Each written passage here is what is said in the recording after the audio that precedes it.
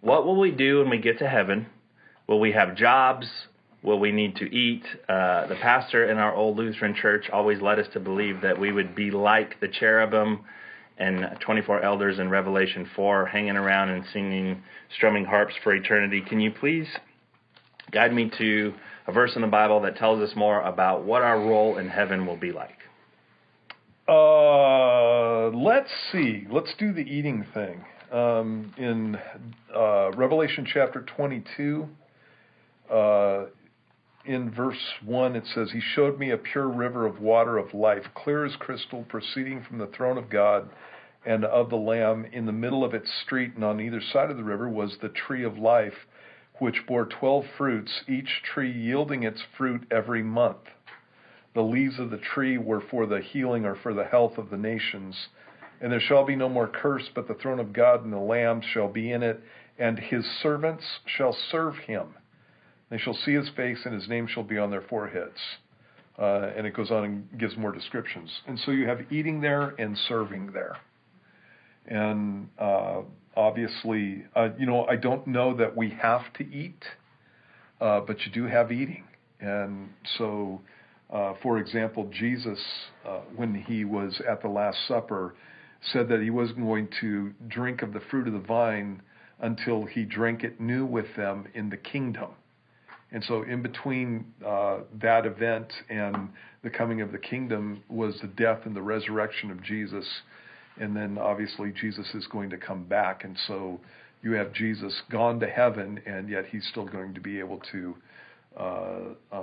drink of the fruit of the vine. And in fact, the indication there is that we're going to eat a meal with him. There's what's called the marriage feast of the Lamb in Revelation chapter 19. And so we're going to be feasting at the marriage feast of the Lamb. And so, again, we can eat. I don't know a passage that says that you have to eat in the new heaven and the new earth. And when it talks about serving him in that passage, there's a new heaven and a new earth. And so you have the New Jerusalem that comes down to the new earth, which is placed in the new heaven. And the reason that God gets rid of the old heavens and the old earth is because they were corrupted. And so it looks like our living space is not going to be confined to the New Jerusalem. I'm not saying that we're not going to live there, but we get a new heaven and a new earth. And one of the things that I always keep in mind about heaven is that it's not worse than earth. And when I get to heaven, I'm not dumber than I am here. And I'm not going to be bored when I get to heaven. And so I think that your pastor was right in the sense that you have this praise that's taken place in Revelation chapter 4, and we're going to be a part of that whole thing, but that is something that's taken place before the new heaven and the new earth are made in the first place. That's pre-chapter 21. So it's before that point anyway. And secondly, I don't think that God makes a whole new creation so that we can just hang out in one city. And so what I'm telling you is, you're going to have a job. There's going to be something that you're going to be doing. You're going to be serving him. And so if it's the case that he wants you to serve him by being in his throne room with him, you're going to like it. You're going to be having a good time.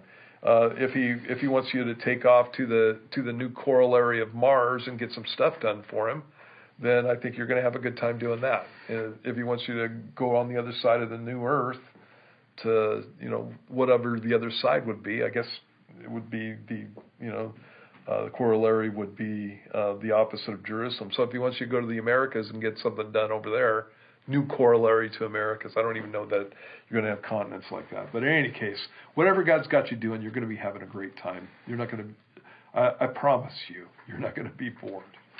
I was just thinking about that, going through 1 Corinthians 15 about our new bodies that we get and how they're made for the heavens. And you see, like Jesus appearing in the middle of a room, or he ascended into heaven. You got to have something that's different, because like you said, Mars and space and different things.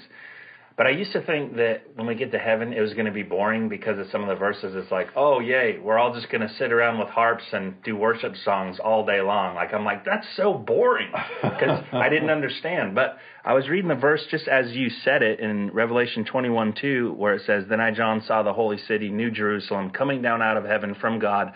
Then it says this, prepared as a bride adorned for her husband. It's like just the whole city is like when we got our bride on our marriage day, like God's being, when he says, I go to prepare a place for you, and it describes it as a mansion, like he's been building something for me that he knows as Matt Lewis for all this time, and it's just for me. Yeah. And it's like, it's going to be so much better than anybody could even talk about. Even Paul said, I can't even dare speak to you about what heaven's like when he saw it in his vision, because it'd be a shame to even utter the words. Yeah. It's going to be awesome. Yeah.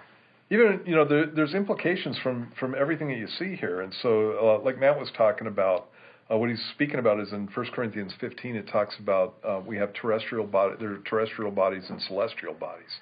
And so right now we have terrestrial bodies that are fit for the earth. But in that passage, it talks about having bodies that are fit for the heavens. And so Jesus, after the resurrection, had a body that was fit for the heavens. And like you said, he could appear into the middle of a room. He took off at the ascension. And so I think that's one of the things that's going to be happening with us. We are going to be having a body that's like Jesus's. And so we're going to be able to do different things. When you have the New Jerusalem described, it's the size of half the United States, just going in just one dimension. And it's three-dimensional that way. It goes 1,500 miles out into space. If it landed on our planet, it would be 1,500 miles out into space. It's a big place, and it's got streets of gold. And what do you do on streets? And so you would be walking them. And so I don't know that we're always confined to the throne room of God. So it doesn't look like that. And so and we have dwelling places. And so we're going to go and dwell in them. Otherwise, why would you make it? If you're only going to be in one place for all of eternity in the throne room of God, then why would you make a dwelling place for a person? And so obviously those are all implied as you go through the passages. We don't have a lot that specifically speaks to those. We do have some references to the millennial kingdom, which is different than heaven. And in the millennial kingdom, it talks about the fact that we're going to be ruling and reigning with Christ over those who come out of the tribulation, the righteous who come out of the tribulation, and their children.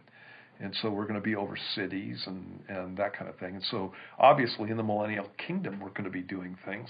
And the passage here talks about also that we're going to rule and reign over the new heavens and the new earth.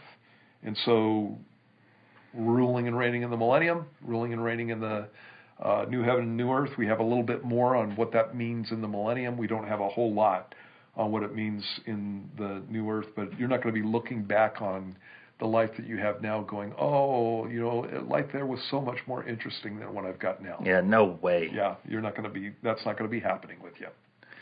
When she says, I don't have a name on this, well, we need to eat, one of the things that Miss Lee used to say is that he likes the only time you see Jesus post-resurrection is when he's eating a meal. Right, yeah. So, give me some fish, give me a honeycomb. Yeah. So if you like to eat, there's hope for you, man. Yep. All right. No calories. Exactly. You can eat whatever you want, and you still have or maybe an awesome metabolism. Yeah, totally.